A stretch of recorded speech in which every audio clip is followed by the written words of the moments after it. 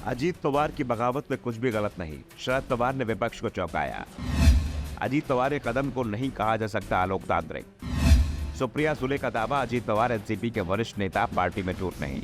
शरद पवार विपक्षी गठबंधन को हैरान कर रहे हैं। उनके बयानों में झलक रहे विरोधाभास से इंडिया गठबंधन के नेता हैरान परेशान दिखाई दे रहे हैं। पवार की बेटी सुप्रिया सुले भी पहेलियां बुझा रही हैं। विपक्षी दलों को समझ में नहीं आ रहा है कि आखिर शरद पवार जो बयान दे रहे हैं उसका आशय क्या है। पवार किसके साथ है?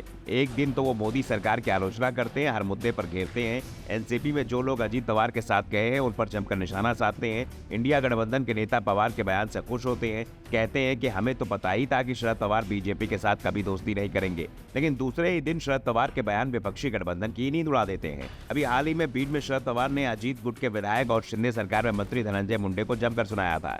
पीएम मोदी पर भी तंज कसा था। वो बात अलग है कि उन्होंने अजीत पवार को लेकर कोई तीखा बयान नहीं दिया था, लेकिन अब जो बयान शरद पवार का आया उससे सभी हैरान दिखाई दे रहे हैं। एनसीपी में अजीत पवार की बगावत में उनके चाचा शरद पवार को कुछ भी गलत नहीं दिखाई दे रहा है।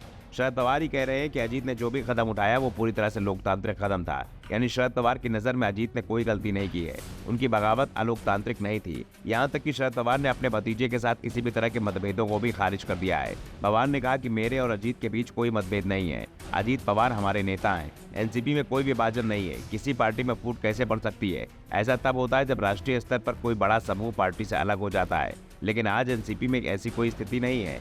हाँ, कुछ नेताओं ने अलग रुख अपनाया, लेकिन इसे फूट नहीं कहा जा सकता। वे लोकतंत्र में ऐसा कर सकते हैं। शरद पवार ना तो पार्टी में कोई फूट मार रहे हैं और ना ही इस बात को मानने के लिए तैयार हैं कि अजीत ने बगावत की है। जबकि अजीत पवार ने 2 जुलाई को एकनाथ शिंदे की सरकार में शामिल हुए। उसके बाद उनके साथ पार्टी के करीब 40 विधायक बताए जा रहे हैं। अजीत सरकार में डिप्टी सीएम है, जबकि उनके साथ के 8 विधायक कैबिनेट मंत्री बनाए गए हैं। अजीत पवार एनडीए का हिस्सा बन गए हैं तो दूसरी ओर शरद पवार अभी इंडिया गठबंधन के साथ दिखाई दे रहे हैं।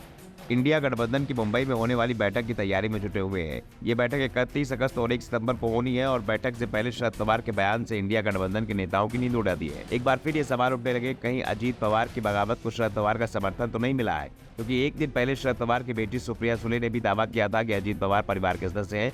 एनसीपी में किसी तरह कोई टूट नहीं हुई है। पार्टी पूरी तरह से एकजुट है और शरद पवार उसके अध्यक्ष हैं। ऐसे में सवाल उठ रहे हैं कि जब पार्टी एक है, अजीत पवार और शरद पवार साथ साथ है, तो वे अजीत एनडीए में क्या कर रहे हैं? शिंदे सरकार में वो डिप्टी सीएम क्यों बने हुए हैं? वैसे अजीत पवार की बगावत के साथ ही इस तरह के सवाल उठ रहे थे। एमएनएस नेता राज ठाकरे ने तो पहले दिन से सवाल उठा दिया था कि अगर ये बगावत सच है तो फिर प्रफुल्ल पटेल, छगन भुजबल और सुनील तटकरे अजीत पवार के साथ क्या कर रहे हैं, क्योंकि ये सभी लोग शरद पवार के बेहद खास लोगों में शामिल हैं। Bureau report, the Thakar news.